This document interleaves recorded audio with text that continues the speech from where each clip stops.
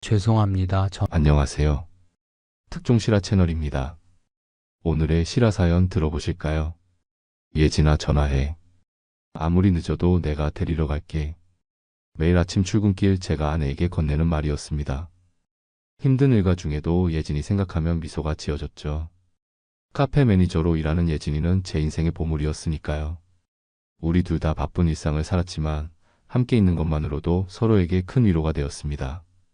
저는 아내가 늦은 밤 혼자 걸어 다니는 것을 원치 않았어요. 불안했거든요. 그래서 제가 항상 데리러 갔습니다. 아무리 피곤해도 아무리 늦어도 말이죠. 그게 제 사랑의 표현이었습니다. 우리 동네는 밤이 되면 인적이 드물어지는 곳이었어요. 골목길도 많고 가로등도 충분하지 않았죠. 그래서 더더욱 예진이 걱정되었습니다. 한 번은 예진이 밤 12시에 퇴근하고 혼자 걸어오다가 취객에게 시달린 적이 있었어요. 다행히 큰일은 없었지만 그 후로 제가 꼭 데리러 가겠다고 약속했습니다. 비가 오나 눈이 오나 아무리 피곤해도 말이죠. 오늘도 많이 바빴어? 집에 돌아온 예진이 물었습니다. 저는 그저 고개를 끄덕였죠. 너무 지쳐서 말을 이을 기력도 없었습니다. 하루에 14시간씩 일하면 그럴 수밖에요. 아침 6시부터 전기공사 현장에서 일하고 저녁 6시부터는 대리운전. 밤 2시에나 집에 들어오는 생활이 벌써 3년째였습니다. 전기공사 현장에서의 일은 정말 고됐어요. 땡볕 아래서 무거운 케이블을 끌고 다니고 좁은 공간에 몸을 구겨 넣어 작업하는 일이 대부분이었습니다. 온몸이 땀으로 젖고 손은 거칠어지고 허리는 아프고. 그럼에도 일을 계속했죠. 생계를 위해서였으니까요. 그리고 밤에는 대리운전. 취객들의 술 냄새와 실랑이를 견디며 도로 위를 달렸습니다. 어떤 날은 진상 손님 때문에 마음고생도 심했죠. 하지만 그마저도 감내했어요. 빚을 갚기 위해서였으니까요. 뭐라도 먹을래? 예진이 냉장고를 열며 물었습니다.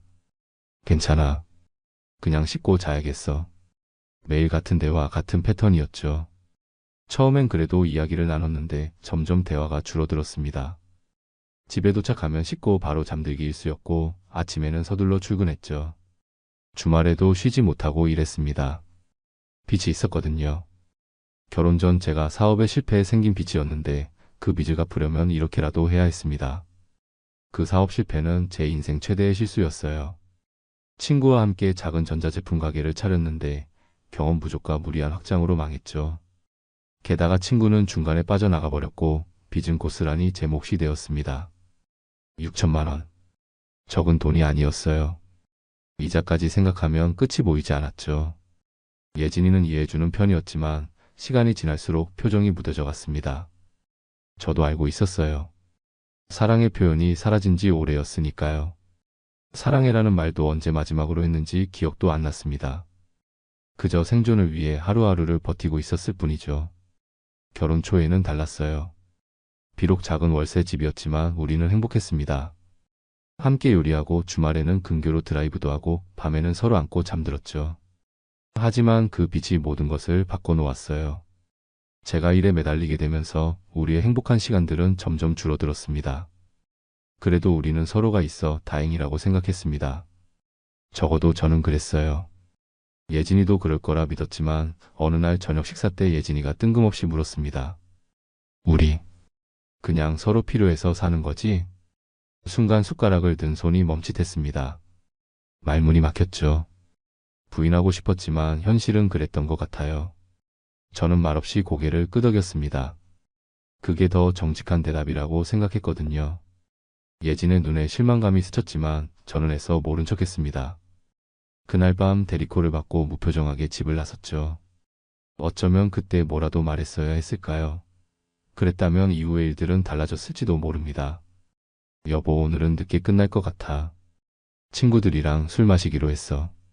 문자 메시지를 받았을 때는 저도 일하는 중이었습니다. 그냥 알았어라고 짧게 답장했죠. 예진이가 친구들과 술을 마시는 건 처음이 아니었으니까요. 요즘 들어 자주 있는 일이었습니다. 그게 이상한 일이라고는 생각하지 않았어요. 오히려 저 때문에 답답했을 테니 친구들과 시간을 보내는 게 예진에게 좋을 거라 생각했습니다. 대리운전을 하다 보면 밤거리의 다양한 모습을 보게 됩니다. 사람들의 웃음소리, 취한 모습, 때로는 싸우는 모습까지. 그날도 마찬가지였어요. 판매집에서 나온 취객을 태우고 운전하는데 그 사람이 물었습니다. 아저씨 결혼하셨어요? 네. 행복해요. 잠시 망설였지만 그럼요라고 대답했습니다. 거짓말이었을까요? 아닐 수도 있었어요. 예진이가 곁에 있다는 것만으로도 저는 행복했으니까요. 비록 우리 관계가 예전 같지 않더라도 말이죠. 하지만 그건 시작에 불과했어요. 어느 날 예진이 일하는 카페에 들렀을 때였습니다. 드물게 낮에 시간이 나서 들른 거였죠. 문을 열자마자 낯선 광경이 눈에 들어왔습니다. 예진이 카운터 앞에서 한 남자와 웃으며 이야기하고 있었어요. 그 남자는 잘생겼고 여유로워 보였습니다. 나이는 35 정도 되어 보였죠. 예진의 웃음소리가 카페 안을 채우고 있었습니다. 제가 오랫동안 보지 못했던 그 환한 웃음이요. 심장이 찌릿했어요. 질투였을까요? 아니면 그동안 예진을 웃게 해주지 못했다는 죄책감이었을까요? 아, 여보. 예진이 저를 발견하고 약간 놀란 표정으로 말했습니다. 이쪽은 태훈 씨예요. 우리 카페 단골 손님이에요. 안녕하세요. 태훈이라는 남자가 공손하게 인사했습니다. 저는 무표정하게 고개를 끄덕였죠. 가까이서 보니 태훈은 더 잘생겨 보였습니다. 키도 저보다 크고 옷차림도 세련되었어요. 손목에 찬 시계는 비싸 보였죠. 저와는 완전히 다른 세계의 사람 같았습니다. 제 손을 보니 거칠고 굳은 살이 박힌 손이었어요. 그의 손은 깨끗하고 부드러워 보였습니다. 오랜만이네. 제가 예진에게 말했습니다. 점심 먹으러 왔어. 아, 그래? 잠시만 기다려. 주문 받고 갈게. 예진은 태훈에게 다시 미소를 지으며 말했습니다. 태훈 씨, 잠시 실례할게요. 네, 천천히 하세요. 전 이만 가볼게요. 태훈은 예진에게 손을 흔들고 저에게도 가볍게 인사한 뒤 카페를 나갔습니다. 예진이 제게 와서 앉았어요. 어떻게 시간이 났어? 예진이 물었습니다. 오늘은 일이 일찍 끝나서. 그 사람이 누구야? 예진의 표정이 잠시 굳었다가 이내 자연스러워졌습니다. 아, 태훈 씨? 그냥 단골 손님이야. 매일 아침 커피 마시러 와. 친해 보이던데. 그냥 이것저것 얘기하다 보니까. 재밌는 사람이야. 그날 이후로 예진이 자주 태훈의 이름을 언급하기 시작했습니다. 처음에는 그냥 오늘 태훈 씨가 재미있는 이야기를 해줬어 정도였는데 점점 태훈 씨는 이런 생각을 갖고 있더라. 태훈 씨는 이런 책을 좋아한대 같은 식으로 말이죠. 저는 경계심이 들었지만 예진을 의심할 이유는 없었습니다. 그저 친한 손님일 뿐이라고 생각했죠. 게다가 그때는 일이 너무 바빠서 그런 생각을 할 여유도 없었어요. 하지만 예진의 행동이 조금씩 달라지고 있었습니다. 핸드폰을 자주 확인하고 문자가 오면 살짝 미소를 짓더군요. 그리고 주말에도 친구들과 약속이 있다며 외출하는 일이 잦아졌습니다. 한 번은 예진이 아침에 화장을 평소보다 공들여 하는 모습을 봤어요. 오늘 뭐 특별한 일 있어? 물었습니다. 아니, 그냥 기분 전환 차원에서. 그 말이 거짓말처럼 들렸지만 더 묻지 않았습니다. 무슨 일이 있는지 알고 싶지 않았던 거죠. 아니, 알면서도 모른 척하고 싶었는지도 모릅니다. 어느 날 저녁 예진이 평소보다 늦게 귀가했습니다. 술 냄새가 났죠. 누구랑 마셨어? 무심코 물었습니다. 그냥 직장 동료들이랑. 예진이 대답했지만 눈을 마주치지 않았어요. 그때 처음으로 의심이 들었습니다. 하지만 예진을 의심하고 싶지 않았어요. 그럴 수 없었습니다. 우린 서로를 믿고 결혼했으니까요. 그래서 그냥 넘어갔죠. 그게 제 실수였을까요? 남편이랑 대화 안 해요. 예진에게 태훈이 처음 건넨 말이었다고 합니다. 나중에 예진이 제게 모든 걸 털어놓았을 때 알게 된 사실이죠. 그날도 예진은 카페에서 일하고 있었습니다. 평소처럼 무표정하게 일하고 있을 때 태훈이 다가와 그렇게 물었다고 해요. 처음에 예진은 놀랐다고 합니다. 왜 그런 질문을 하냐고요. 태훈은 웃으며 대답했죠. 표정을 보니 그런 것 같아서요. 저도 그랬거든요. 전 결혼 생활이 힘들어서 이혼했어요. 그 말에 예진은 마음을 열기 시작했다고 해요. 자신의 고민을 털어놓기 시작했죠. 제가 얼마나 바쁜지, 대화가 얼마나 줄었는지, 사랑의 표현이 어떻게 사라졌는지. 태훈은 공감해주며 들어주었습니다. 예진에게는 그게 필요했던 거겠죠. 누군가 자신의 이야기를 들어주는 사람. 처음에는 그저 평범한 직장인과 손님의 관계였습니다. 태우는 매일 아침 커피를 마시러 왔고 예진은 그에게 커피를 건넸죠. 그런데 어느 날부터 태훈이 좀 더 일찍 오기 시작했다고 합니다. 카페가 한적한 시간에 와서 예진과 이야기를 나누기 시작한 거죠. 남편분은 어떤 일 하세요? 태훈이 어느 날 물었대요. 낮에는 전기공사, 밤에는 대리운전이요. 바쁘시겠네요. 네, 너무 바빠서 얼굴 보기도 힘들어요. 그렇게 시작된 대화가 점점 깊어졌다고 합니다. 태훈은 예진의 이야기를 경청했고 때로는 조언도 해주었죠. 예진은 처음으로 자신의 속마음을 누군가에게 털어놓을 수 있어서 위안을 받았다고 해요. 괜찮아요, 나도 그랬어요.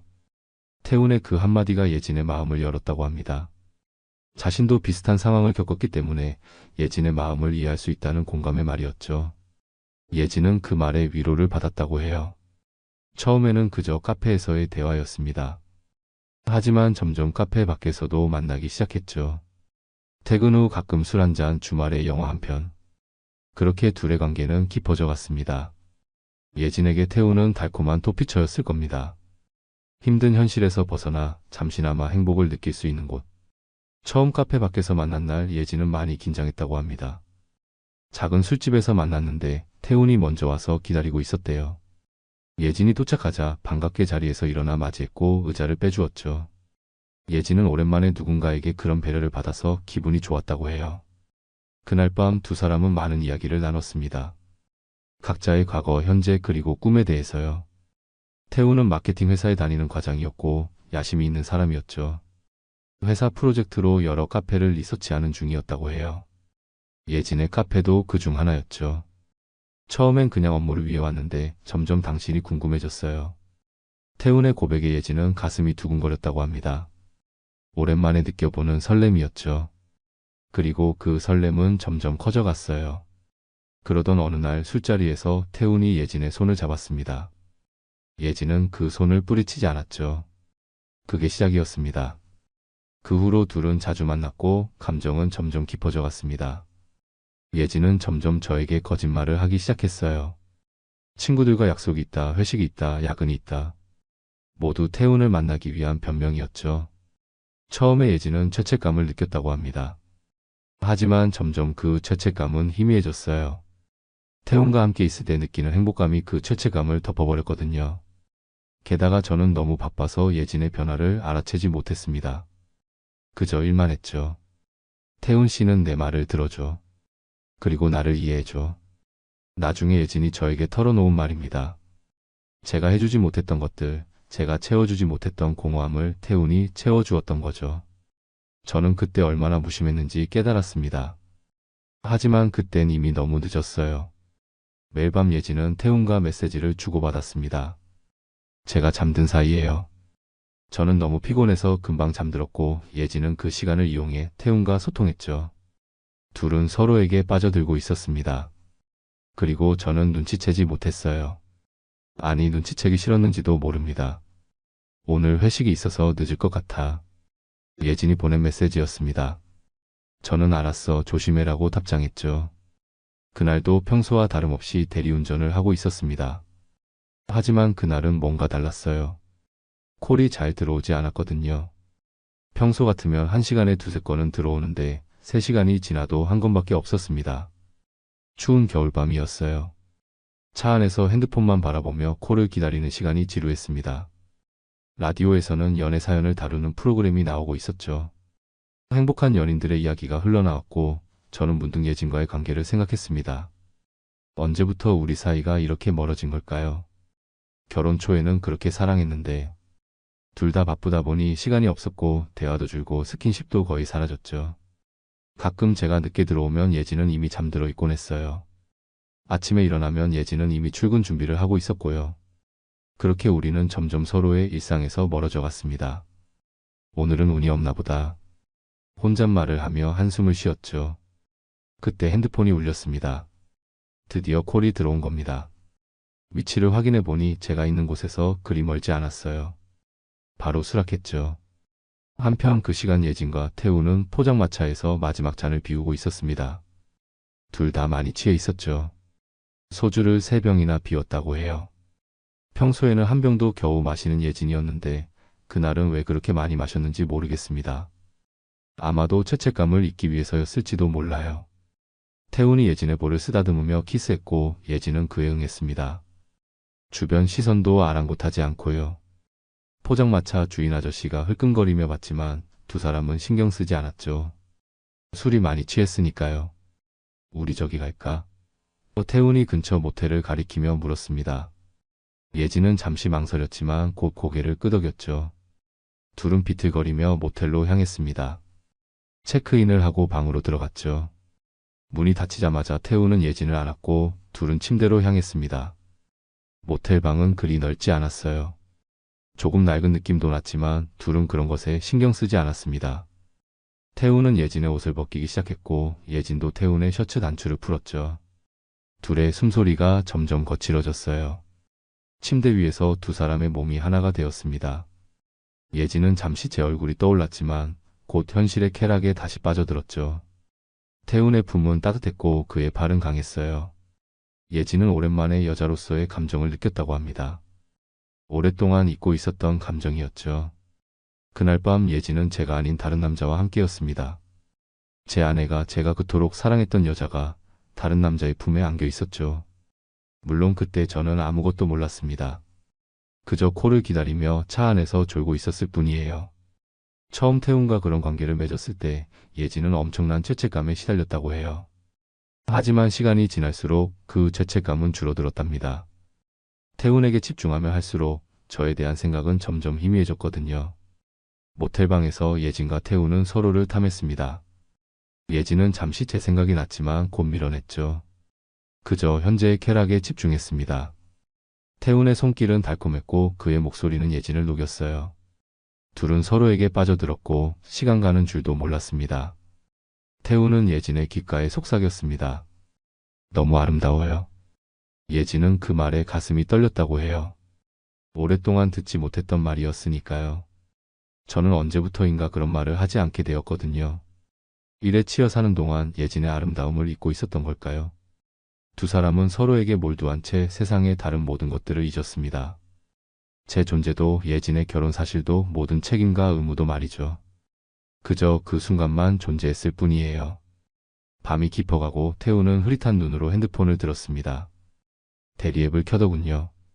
둘 다 술에 많이 취해 있어서 운전은 불가능했으니까요. 내가 부를게. 지금. 잘 못 걷겠어. 목적지는 예진의 집 주소였습니다. 태우는 예진을 집에 데려다 주려 했던 거죠. 얼마나 아이러니한 상황인지도 모른 채 말이에요. 태우는 대리앱에 집 주소를 입력했습니다. 예진이 말해준 주소였죠. 그리고 호출하기 버튼을 눌렀어요. 화면에는 대리기사를 찾고 있습니다 라는 메시지가 떴고 얼마 지나지 않아 대리기사가 배정되었습니다 라는 알림이 왔어요. 기사 정보를 확인하지 않고 그냥 확인을 눌렀죠. 얼마나 걸린대? 예진이 물었습니다. 10분 정도? 금방 온대. 두 사람은 옷을 대충 정리하고 모텔 방을 나왔습니다. 휘청거리며 엘리베이터를 타고 내려왔죠. 로비에서 계산을 마치고 밖으로 나왔어요. 밤 공기가 차가웠지만 술기운 때문인지 둘 다 춥지 않았다고 합니다. 대리기사 도착 알림이 뜨고 둘은 비틀거리며 모텔에서 나왔습니다. 태우는 예진의 허리를 감싸 안았고 예진은 태훈의 어깨에 기대어 걸었죠. 그렇게 차량 앞으로 걸어갔습니다. 거리는 조용했어요. 간간히 지나가는 차들만 보일 뿐 인적은 거의 없었죠. 추운 겨울밤이라 그런지 포장마차도 일찍 문을 닫았고 근처 술집들도 손님이 많지 않아 보였어요. 그래서 더욱 두 사람의 모습이 눈에 띄었습니다. 모텔 앞에는 한 대의 차량이 서 있었어요. 그 차 안에는 제가 있었죠. 운명이란 게 이렇게 잔인할 수도 있구나 싶었습니다. 수많은 대리기사 중에 하필 제가 배정되다니. 세상에 이런 우연이 있을까요? 아니면 이건 우연이 아닌 필연이었을까요? 그리고 그 순간 운명은 세 사람의 인생을 바꿔놓았습니다. 대리기사로 온 사람이 바로 저 민수였으니까요.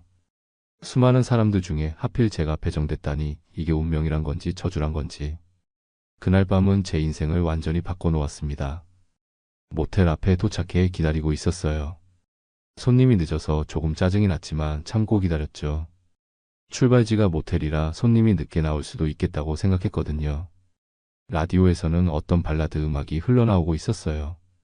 가사가 왠지 제 상황과 묘하게 맞아떨어지는 것 같았죠. 실연에 관한 노래였거든요. 핸드폰으로 시간을 확인해 보니 밤 11시가 조금 넘어가고 있었습니다. 예진에게 문자를 보내볼까 생각했지만 바쁘게 회식 중일 테니 방해하지 말자고 마음먹었죠. 얼마나 순진했던 걸까요? 아내가 다른 남자와 함께 있는 동안 저는 그녀를 배려하고 있었으니 말이에요.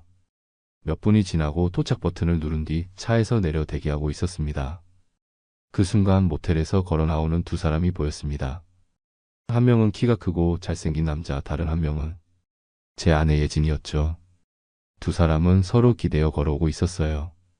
남자의 팔이 예진의 허리를 감싸고 있었고 예진은 그 남자의 어깨에 머리를 기대고 있었습니다. 시간이 멈춘 것 같았어요. 숨을 쉴 수가 없었습니다. 눈앞이 캄캄해지면서도 모든 것이 너무 선명하게 보였죠.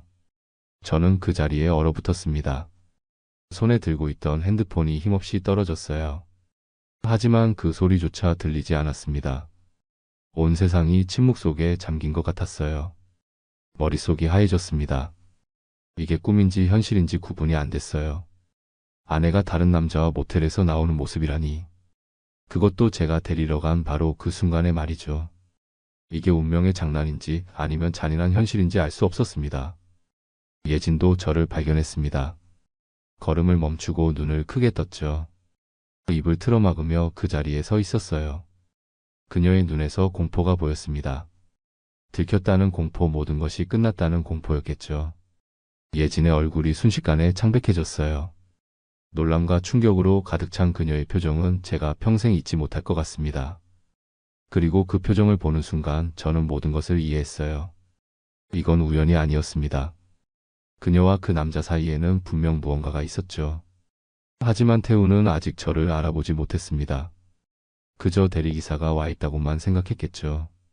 웃으며 말했습니다. 대리님이세요?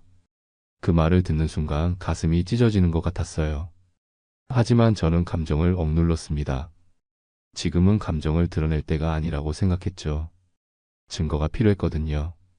그래서 떨리는 손으로 핸드폰을 주워 카메라를 켰습니다. 그리고 사진을 찍었죠. 예진과 태훈이 함께 있는 모습을 말이에요. 사진을 찍는 동안 제 손이 떨렸습니다. 하지만 최대한 흔들리지 않게 노력했어요. 이 증거가 나중에 필요할 거라고 생각했거든요. 예진과 태훈이 함께 있는 모습, 모텔 간판이 보이는 배경, 그리고 두 사람의 취한 모습까지 모든 것을 담으려 했습니다. 예진이 손을 내밀며 뭐라고 말하려 했지만 저는 고개를 저었습니다.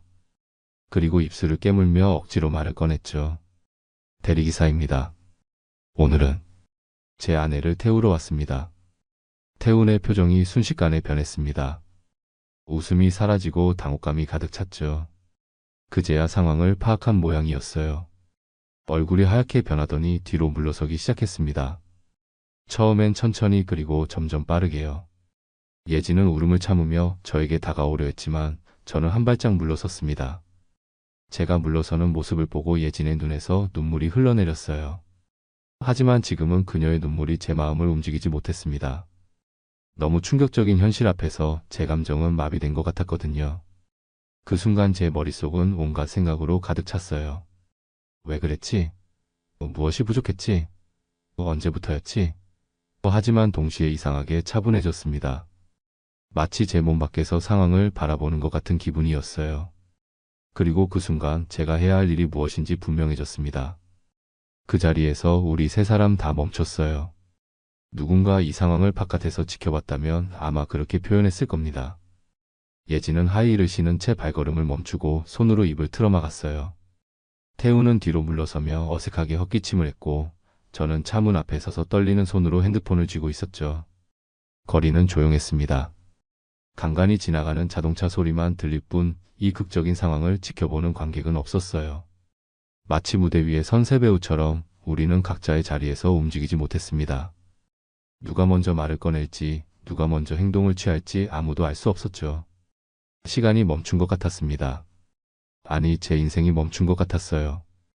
모든 것이 무너지는 순간이었죠. 하지만 저는 차분하게 대응하려 했습니다. 이성을 잃으면 안 된다고 생각했어요. 가슴속에서는 분노와 배신감, 슬픔이 뒤엉켜 폭발할 것 같았지만 겉으로는 최대한 감정을 드러내지 않으려 했습니다. 지금 감정에 휩쓸리면 나중에 후회할 일이 생길 수도 있다고 생각했거든요. 그래서 냉정함을 유지하려 노력했어요. 민수야, 내가 설명할게. 예진이 떨리는 목소리로 말했습니다. 그녀의 목소리는 떨리고 있었어요. 눈에는 눈물이 고여 있었고 얼굴은 창백했습니다. 당황한 표정이었죠. 아마도 이런 상황을 예상하지 못했을 겁니다. 제가 대리기사로 오리라는 걸요. 저는 손을 들어 그녀의 말을 막았어요. 지금은 어떤 설명도 듣고 싶지 않았거든요. 아니, 들을 필요가 없었습니다. 모든 것이 명백했으니까요. 눈앞에서 벌어진 현실은 어떤 변명으로도 덮을 수 없었어요. 눈가에 눈물이 고였지만 참았습니다. 아주 차분하게 말했죠. 지금은 아무 말도 듣고 싶지 않아. 제 목소리는 생각보다 안정적이었습니다. 스스로도 놀랐어요. 이런 상황에서 어떻게 이렇게 차분할 수 있는지. 아마도 충격이 너무 커서 오히려 감정이 마비된 것 같았습니다. 혹은 제 속에 있던 의심이 현실로 확인되는 순간 이미 각오했던 것인지도 모르겠어요. 태우는 그제야 상황을 완전히 파악한 듯 했어요. 그는 뒷걸음치며 말했습니다. 죄송합니다. 전 몰랐어요. 몰랐다고요? 제 아내가 결혼한 여자란 걸 몰랐다고요? 그게 무슨 변명이 될 수 있을까요? 하지만 저는 태훈에게 화를 내지 않았습니다. 그건 예진이 선택한 거였으니까요. 태훈보다는 예진에게 더 큰 배신감을 느꼈습니다. 모텔 앞에서 대리를 불러놓고 뭘 몰랐다는 겁니까? 제 말에 태훈은 대답하지 못했어요. 그저 고개를 숙일 뿐이었죠. 그의 얼굴에는 당혹감과 부끄러움이 섞여 있었습니다. 아마도 이런 상황에 처음 놓인 것 같았어요. 혹은 들킨 것이 처음이거나요. 예진은 눈물을 흘리며 계속 제게 다가오려 했지만 저는 고개를 저었습니다. 그녀의 모습을 보는 것조차 고통스러웠거든요. 8년 동안 사랑했던 여자, 제 인생의 전부였던 사람이 이제는 낯선 사람처럼 느껴졌습니다. 태워드릴까요? 아니면 다른 차를 부르시겠어요? 비꼬는 말이었지만 목소리는 담담했습니다. 마치 정말 대리기사처럼 물어보는 거였죠. 직업적인 태도를 유지하려 했어요. 그게 제가 할 수 있는 최선이었으니까요. 예진은 울음을 참으며 제 팔을 잡으려 했지만 저는 한 발짝 물러섰어요. 민수야, 제발. 예진의 목소리는 애원하는 듯 했습니다. 하지만 저는 더 이상 그녀의 말에 귀 기울이고 싶지 않았어요. 모든 신뢰가 무너진 상태에서 그녀의 어떤 말도 제 마음을 움직일 수 없었거든요. 대리비는 앱으로 결제하시면 됩니다. 저는 조용히 돌아서 차에 탔습니다. 그리고 시동을 걸었습니다. 백미러로 보니 예진은 그 자리에 주저앉아 울고 있었고 태우는 어색하게 서 있었어요. 저는 그대로 차를 몰고 떠났습니다. 어디로 갈지는 생각하지 않았어요. 그저 멀리 가고 싶었을 뿐이었죠. 차를 운전하면서 눈물이 흘렀습니다. 하지만 소리 내어 울지는 않았어요. 그저 눈물만 흘렀죠. 가슴은 찢어질 듯 아팠지만 이상하게도 머릿속은 맑았습니다. 해야 할 일들이 떠올랐어요. 증거 확보, 변호사 만남, 이혼 준비. 모든 것이 순차적으로 정리되었습니다. 마치 오래전부터 준비해온 것처럼요. 거리의 불빛들이 흐릿하게 보였습니다. 눈물 때문이었을까요? 아니면 제 세계가 무너지고 있어서였을까요? 어쩌면 둘 다였을지도 모릅니다. 그 순간 저는 제 인생에서 가장 외로웠어요. 하지만 동시에 가장 선명하게 볼 수 있었죠. 이제 무엇을 해야 할지 분명했으니까요. 모든 것이 너무 선명하게 정리되었습니다. 마치 오래전부터 준비해온 것처럼요. 그날 밤 저는 차를 타고 한강변에 도착했습니다. 주변에는 아무도 없었죠. 그저 어둠과 물소리만 있었습니다. 차를 주차하고 강변 벤치에 앉았어요. 차가운 겨울바람이 얼굴을 스쳤지만 별로 춥게 느껴지지 않았습니다. 온몸이 마비된 것 같았거든요. 그저 멍하니 강물을 바라보며 앉아 있었죠. 강물은 어둠 속에서도 반짝이고 있었어요. 도시의 불빛이 수면에 반사되어 춤추고 있었죠. 얼마나 아름다운지. 하지만 저는 그 아름다움을 느낄 수 없었습니다. 제 마음은 이미 얼어붙어 있었으니까요. 핸드폰에는 예진의 부재중 전화와 문자가 쌓여갔습니다. 10통이 넘는 부재중 전화, 수십 개의 문자. 하지만 저는 읽지 않았어요. 읽을 필요도 없었죠. 모든 변명과 사과는 이미 늦었으니까요. 핸드폰을 진동 모드로 바꾸고 주머니에 넣었습니다. 밤하늘을 올려다봤어요. 도시의 불빛 때문에 별은 거의 보이지 않았지만 달은 뚜렷했습니다. 둥근 달이 구름 사이로 모습을 드러내고 있었죠. 그 달을 보니 문득 예진과의 첫 데이트가 생각났어요.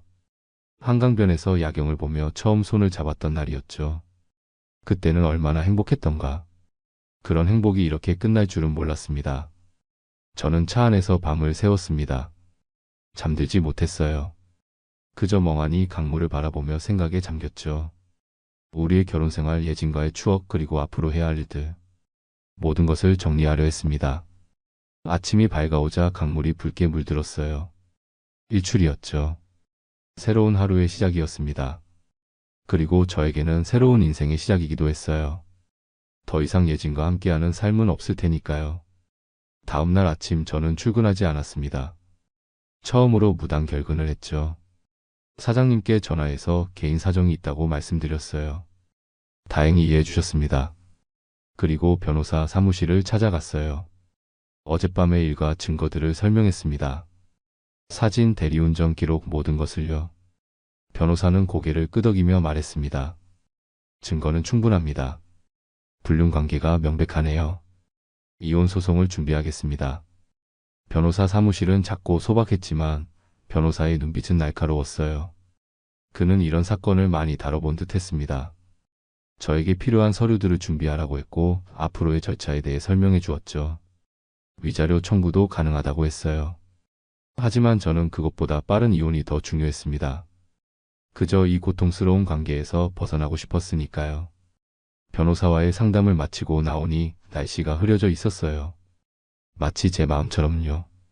하늘에서는 가랑비가 내리기 시작했습니다.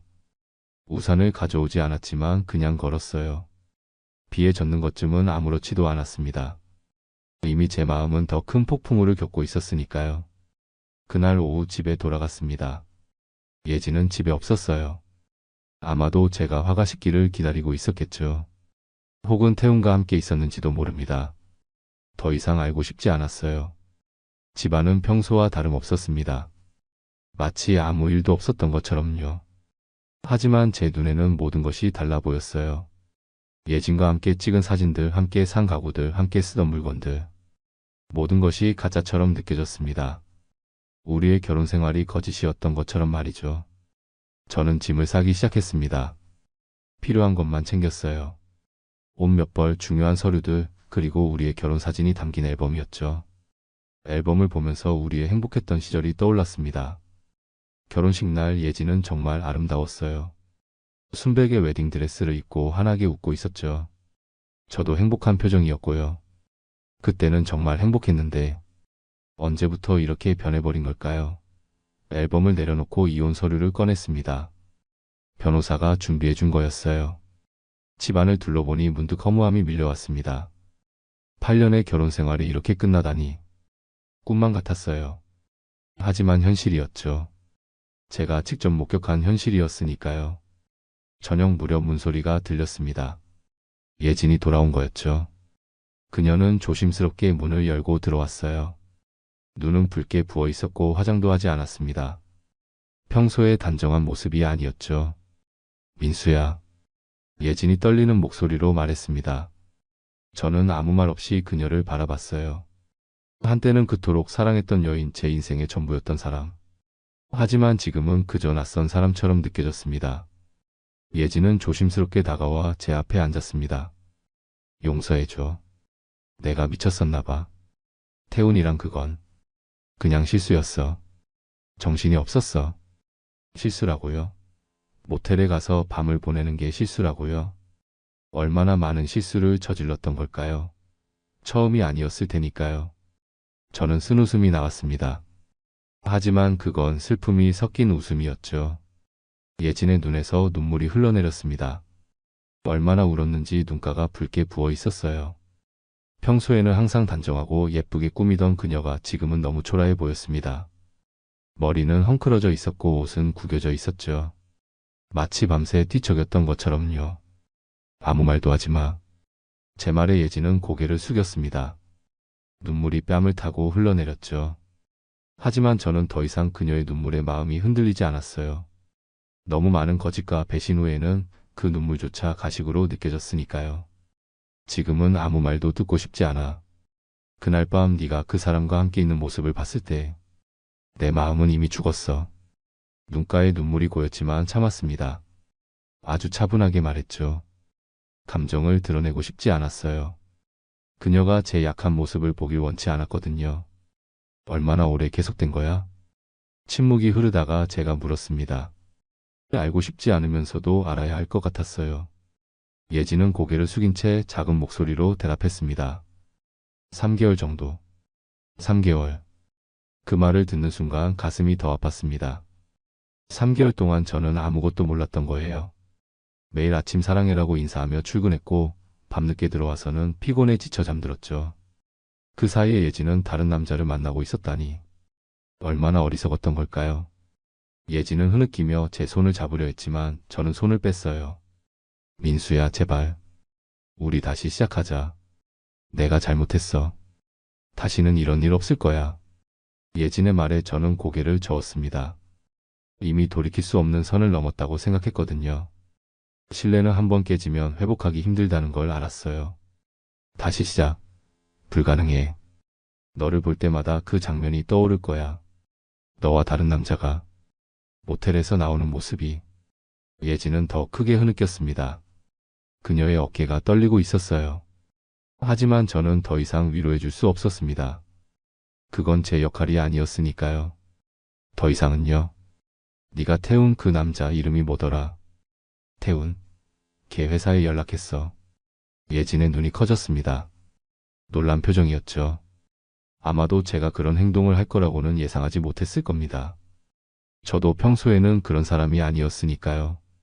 하지만 이번만큼은 달랐어요. 뭐라고? 예진의 목소리가 떨렸습니다. 눈빛이 달라졌어요. 놀람과 공포가 섞인 눈빛이었죠.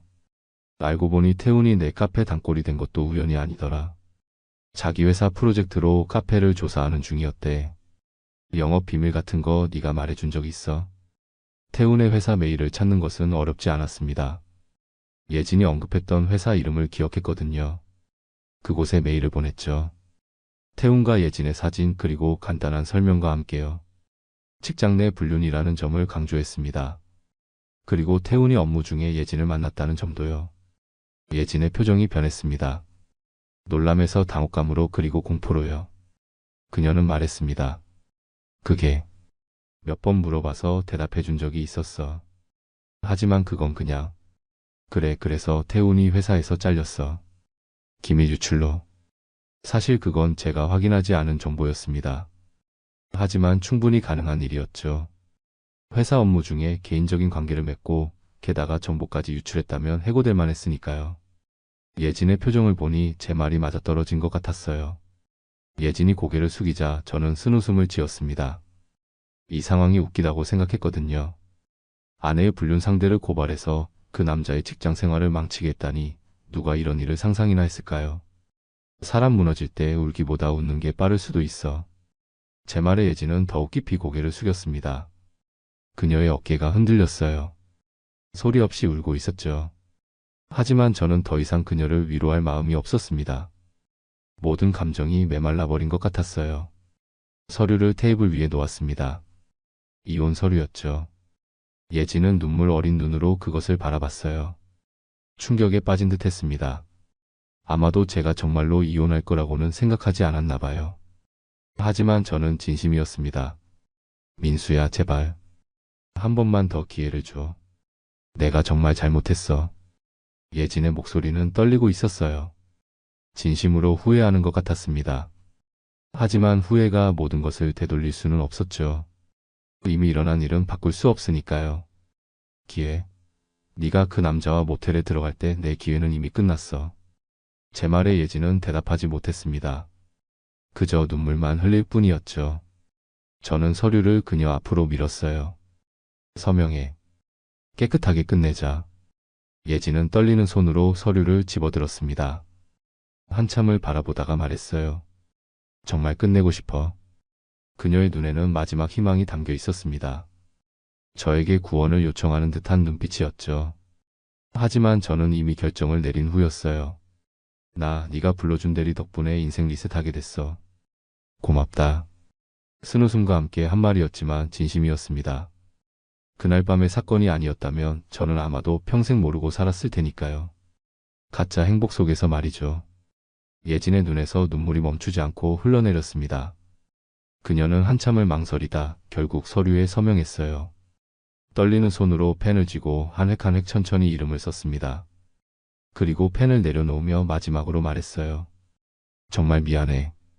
널 사랑했어. 지금도 사랑해. 그 말에 제 가슴이 아팠습니다. 하지만 이미 돌이킬 수 없었죠. 너무 많은 것이 깨졌으니까요. 저는 고개를 끄덕이고 말했습니다. 알아. 나도 널 사랑했어. 하지만 이제 끝났어. 그렇게 우리의 8년 결혼 생활은 막을 내렸습니다. 예진은 짐을 싸서 친구 집으로 갔고 저는 집에 혼자 남았어요. 이상하게도 후련했습니다. 마치 무거운 짐을 내려놓은 것 같은 기분이었죠. 빈집에 홀로 앉아 창밖을 바라봤습니다. 날씨는 맑았어요. 하늘은 파랗고 햇살은 따뜻했죠. 세상은 여전히 돌아가고 있었습니다. 제 세계가 무너졌다고 해서 모든 것이 멈추지는 않았어요. 다음 날 회사에 출근했습니다. 동료들은 제 달라진 모습에 놀랐어요. 표정이 밝아졌다고 했죠. 아이러니하게도 이혼을 결정한 후 오히려 마음이 가벼워진 것 같았습니다.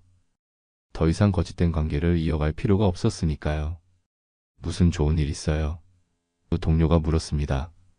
아니 그냥 새로운 시작을 하려고요. 그렇게 말하고 웃었죠. 그리고 정말로 새로운 시작을 준비했습니다.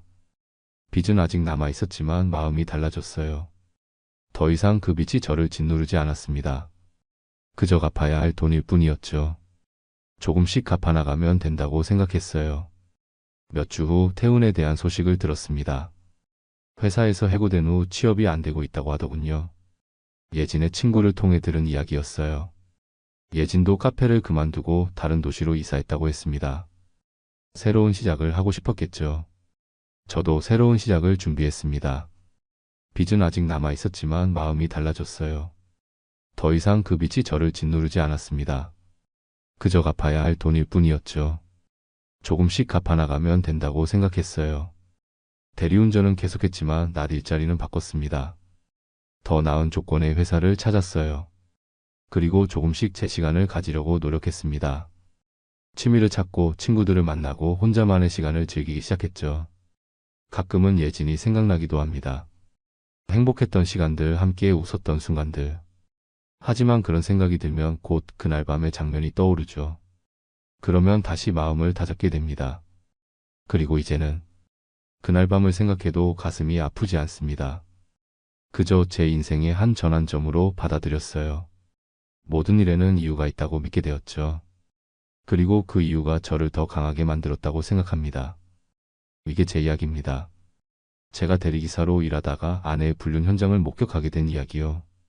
인생은 참 예측할 수 없죠. 하지만 그런 예측 불가능한 순간들이 우리를 성장시키는 것 같습니다. 지금 저는 혼자지만 괜찮습니다.